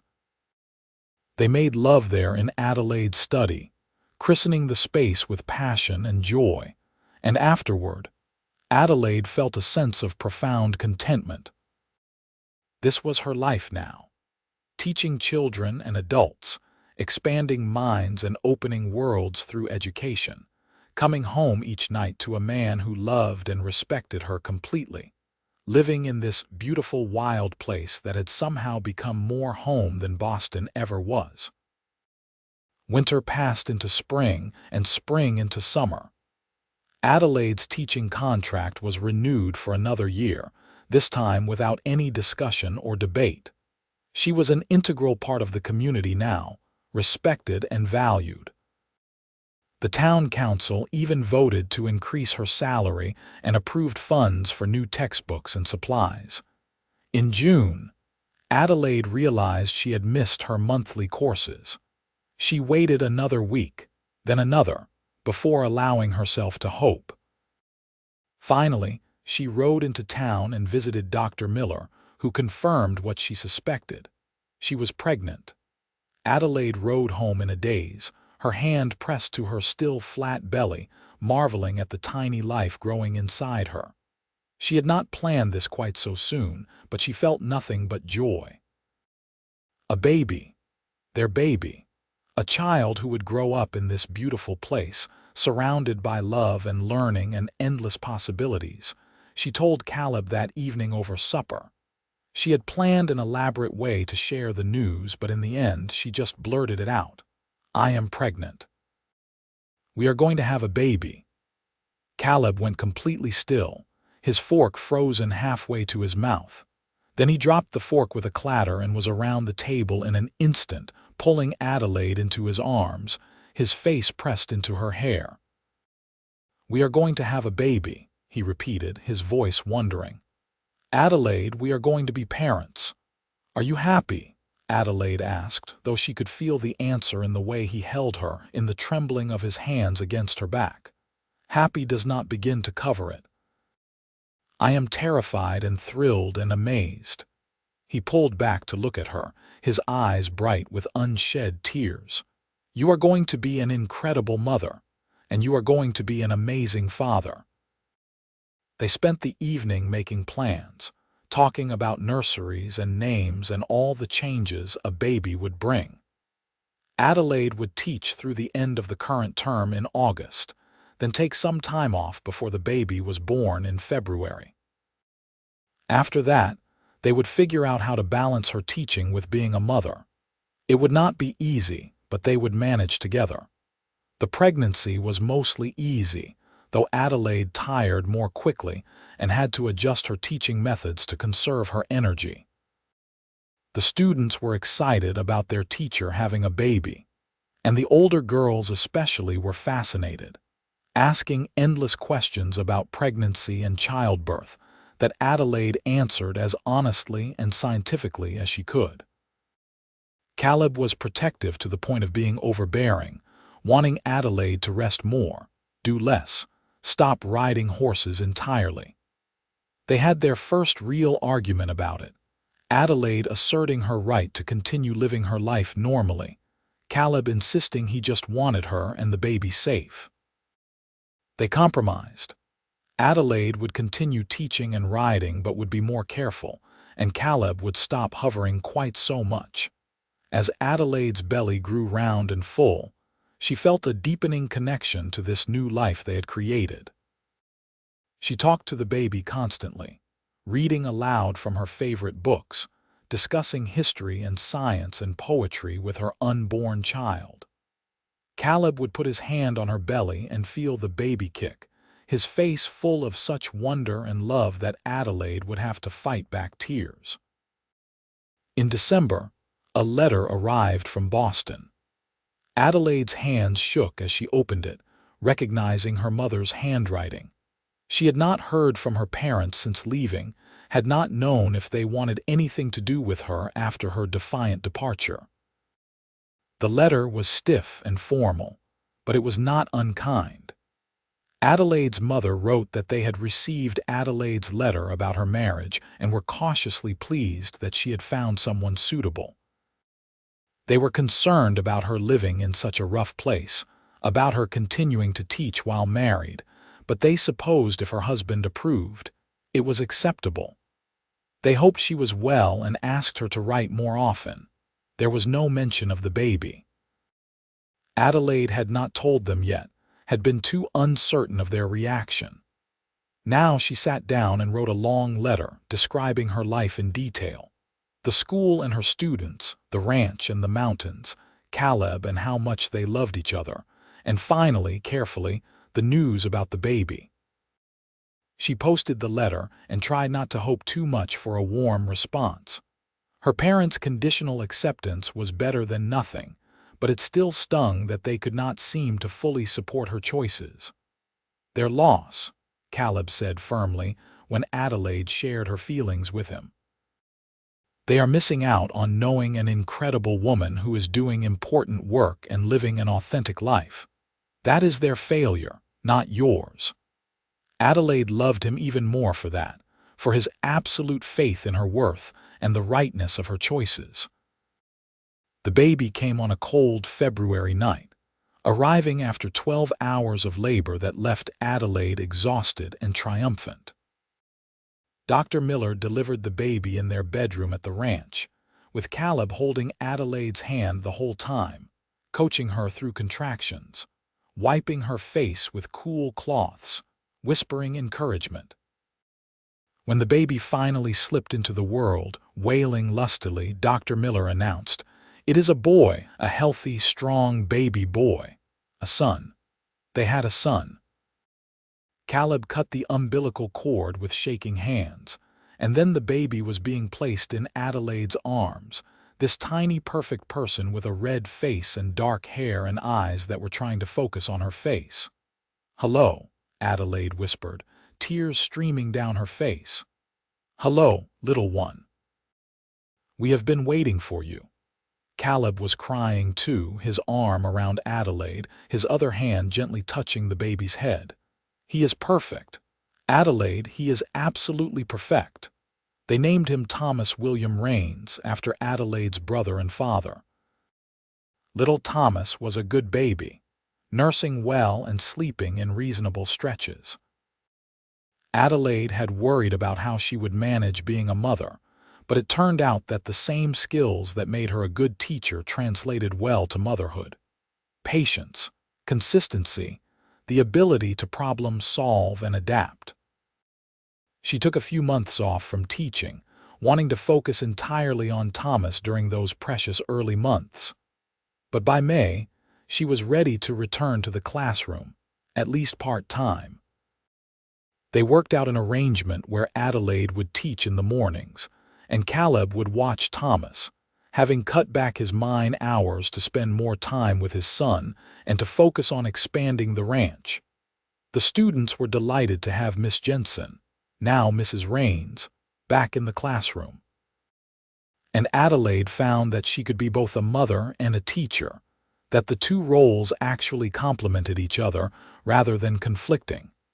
She was more patient with her students now, more understanding of childhood development. And being able to use her mind to teach and discuss ideas and help children learn made her a better mother because she was fulfilled and happy. Thomas grew from a baby into a toddler, curious and energetic, already showing signs of his parents' intelligence. He would toddle around the schoolhouse during Adelaide's morning classes, playing quietly in the corner, and the students loved having him there. He was like a mascot for the school. When Thomas was 2, Adelaide discovered she was pregnant again. This time, a daughter arrived in the spring, a tiny girl with her mother's honey-colored hair and her father's blue eyes.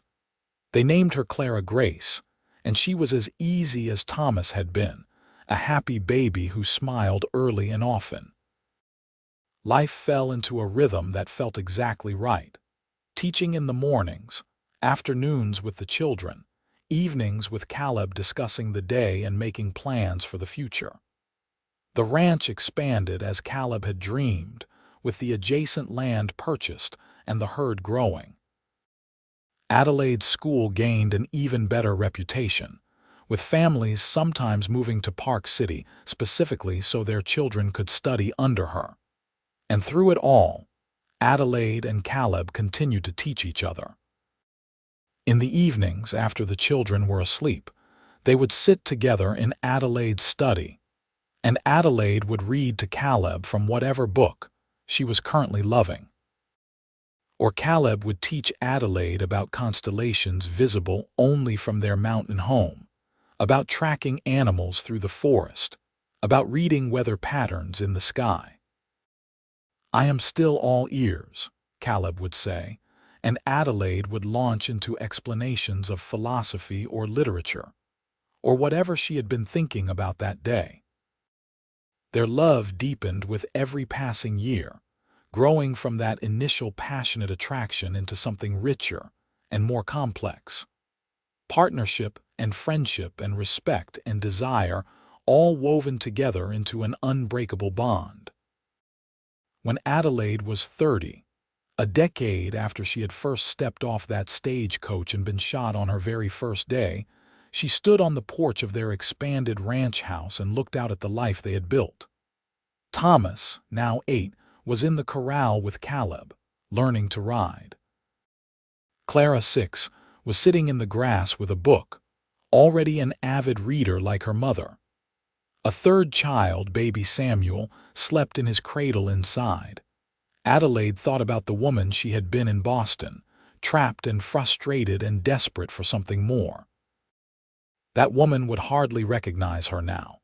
Capable and confident, respected in her community, a wife and mother and teacher who had made a genuine difference in countless lives.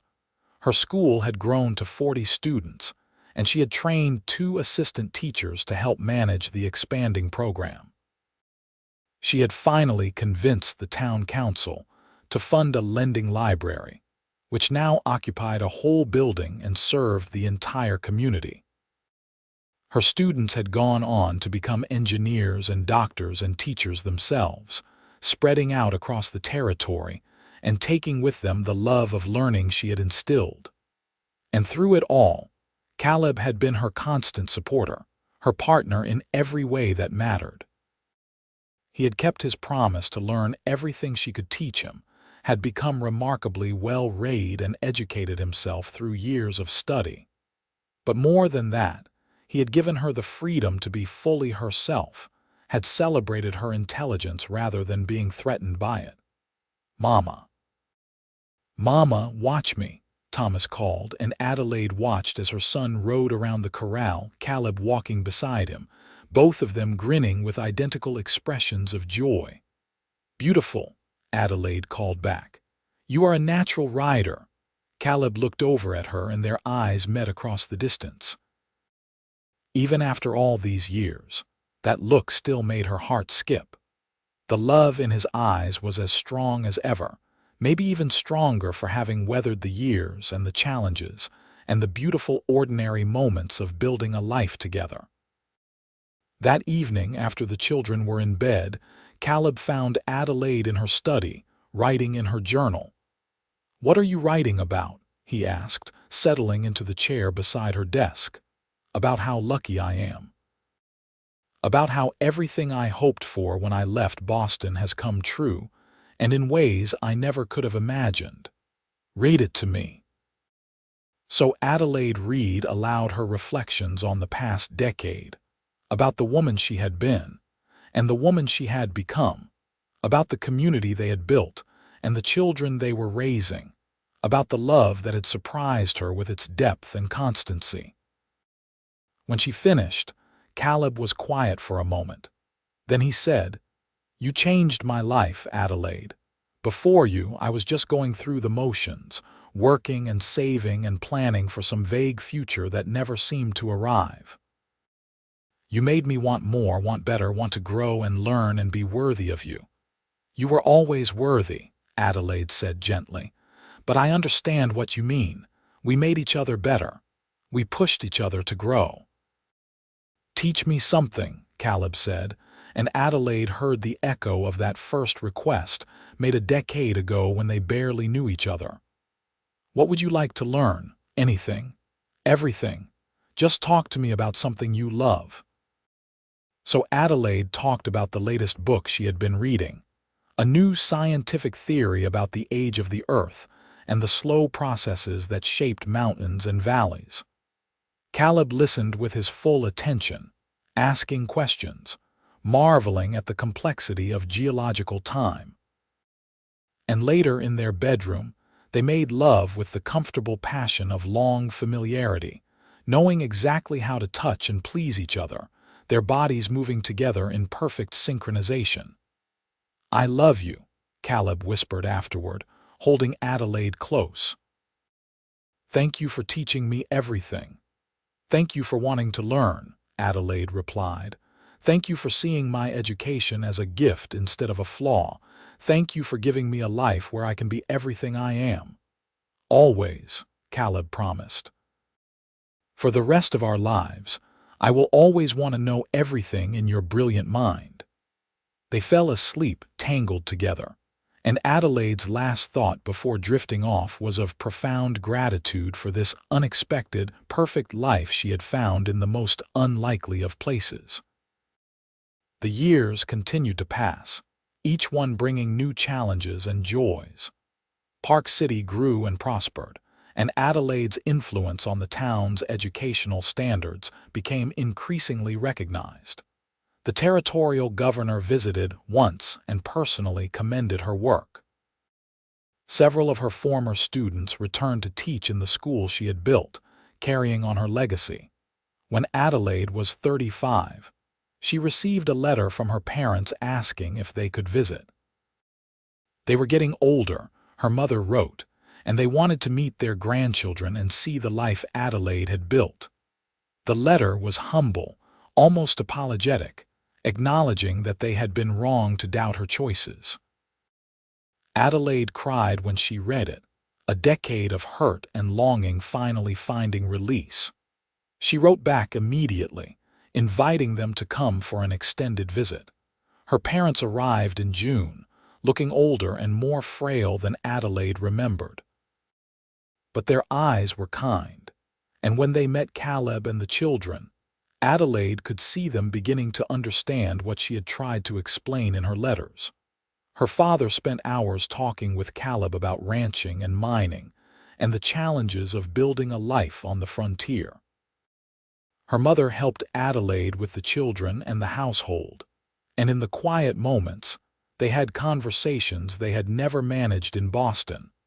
Honest talks about dreams and disappointments and the different paths women could take. On the last day of their visit, Adelaide's father asked to see the school. Adelaide gave him a tour, introducing him to her students, showing him the curriculum she had developed, letting him see the genuine affection and respect the students had for their teacher. Afterward, standing outside the schoolhouse, her father took her hands. "I was wrong," he said simply. "I thought you were throwing away your life, wasting your education on some frontier fantasy, but I see now that you were finding your purpose. You have done more good here, touched more lives than you ever could have in Boston. I am proud of you, Adelaide, immensely proud." Adelaide hugged her father, forgiving him completely for the years of disapproval and distance. "Thank you, Papa. That means more than you know." Her parents left with promises to visit again, to stay in closer contact, to truly be part of their grandchildren's lives. And Adelaide felt a sense of completion, of all the broken pieces of her life finally coming together.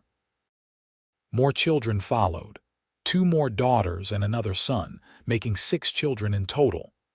The ranch house was expanded multiple times to accommodate the growing family. Life was busy and sometimes chaotic, but it was rich with love and learning and laughter. Adelaide continued teaching until she was 50, training new teachers and eventually transitioning to an advisory role, helping to shape educational policy for the whole territory. By the time Utah achieved statehood in 1896, Adelaide's methods and philosophies had influenced schools throughout the region. When she finally retired from formal teaching, Adelaide focused on writing, publishing several books on educational theory and pedagogy that were widely adopted in teacher training programs. She also wrote a memoir about her experiences as a female educator on the frontier, which became required reading in women's colleges across the country. Through it all, Caleb remained her constant companion and greatest supporter. They grew old together, their hair turning gray, their faces marking time with wrinkles earned through laughter and hard work and raising children and building a life of meaning. On their 30th wedding anniversary, they took a trip up to the high meadow where Caleb had first kissed Adelaide all those years ago. It was summer, and the meadow was filled with wildflowers, the same kinds of flowers Caleb had brought her when they were courting. They spread out a blanket and lay together looking up at the vast blue sky, holding hands, comfortable in the silence of 3 decades together. "You have any regrets?" Caleb asked eventually. Adelaide thought about it seriously, considering the question with the same care she brought to everything. "Not a single one," she said finally. "Sometimes I wonder what my life would have been if I had stayed in Boston, if I had married Edward Harrison like society expected. But I cannot imagine being happier than I am right now, right here with you." "You changed everything for me," Caleb said. "You taught me that learning never stops, that growing and changing and becoming better is a lifelong journey. You showed me that love does not mean limiting someone, but helping them become the fullest version of themselves. You are the smartest, bravest, most extraordinary person I have ever known, and I am grateful every single day that you stepped off that stagecoach and into my life." "Even though I got shot on my first day," Adelaide teased, "even though you got shot, though I could have done without that part." Caleb rolled onto his side, propping himself up on his elbow to look down at her. Even at 53, with silver threading through his dark hair and lines around his eyes, he was still the most handsome man Adelaide had ever seen. "I love you more now than I did when we married. I did not think that was possible, but it is true." "I love you more too," Adelaide agreed. "Because now I know you through and through. I know your thoughts and dreams and fears and hopes. I know how you take your coffee and the way you sing off key when you think no one is listening. I know you are the kind of man who builds his wife a study because he understands her need for space to think. I know you are the kind of father who teaches his children that women are just as capable as men, that education is the key to everything, that kindness matters more than strength. They kissed there in the meadow, surrounded by wildflowers and mountains and the endless sky, and it felt like coming home, like every kiss through all these years, familiar and precious and exactly right. Their children grew up and spread out across the West, but they all carried with them the values their parents had instilled: respect for education, commitment to justice, and the understanding that love means accepting someone completely for who they are. 3 of their children became teachers, one a lawyer, one a doctor, and one took over the ranch. Adelaide and Caleb became grandparents, delighting in the next generation, passing on stories and wisdom and that same emphasis on learning that had defined their lives together.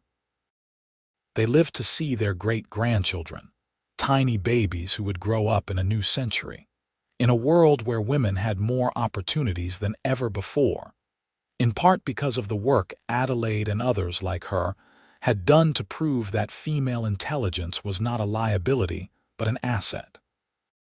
On a quiet evening in November 1915, when Adelaide was 62, she and Caleb sat together on the porch of their ranch house, wrapped in blankets against the evening chill. Their children and grandchildren had just left after a big family dinner, and the house was quiet again. "Read to me," Caleb requested, and Adelaide pulled out the book she had been reading, a new volume of poetry by a young modernist writer. She read aloud as the sun set behind the mountains, painting the sky in shades of rose and gold. Caleb listened with his eyes closed, his hand holding hers, a slight smile on his face. When Adelaide finished the last poem, she closed the book and looked out at the view they had shared for nearly 4 decades. The mountains were eternal, unchanging even as everything else transformed around them. She thought about the frightened but determined young woman who had arrived here so long ago, about the cowboy who had saved her and then asked her to teach him everything she knew. They had built something extraordinary together, a family, a community, a legacy of education and love that would outlive them both. Adelaide had proven that an educated woman could thrive on the frontier, that intelligence and learning were not obstacles to happiness, but pathways to it. She had shown that love and partnership could exist between equals, that a woman could be wife and mother and teacher and thinker all at once. "What are you thinking about?" Caleb asked, opening his eyes to look at her. "About how lucky we are, about how everything turned out exactly as it should." "Better than we could have dreamed," Caleb agreed.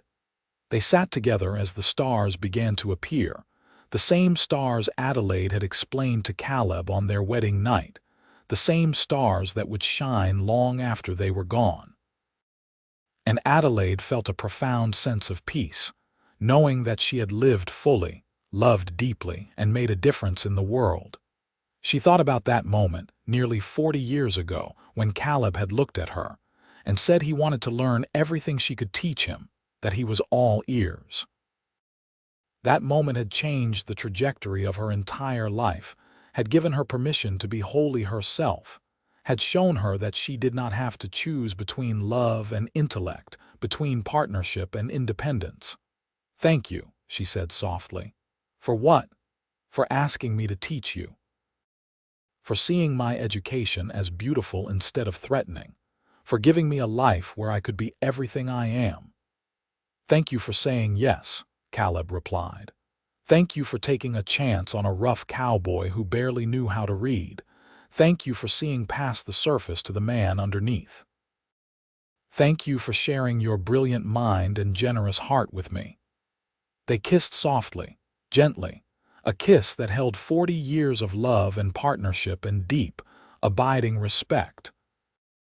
As they finally went inside for the night, Adelaide took one last look at the mountains and the stars and the life they had built together. Tomorrow would bring new lessons to teach, new books to read, new conversations to have. There was always more to learn, more to discover, more to understand about this complex and beautiful world.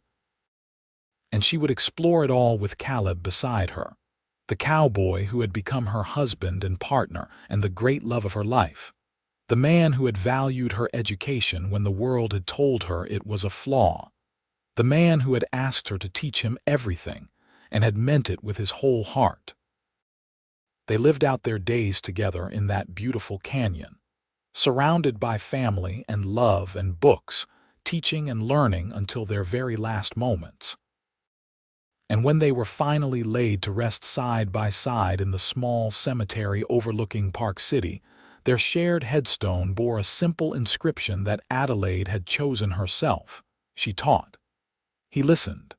Together, they learned. And in the schoolhouse, Adelaide had founded in the libraries she had championed, in the minds of the countless students she had taught, and the community she had shaped.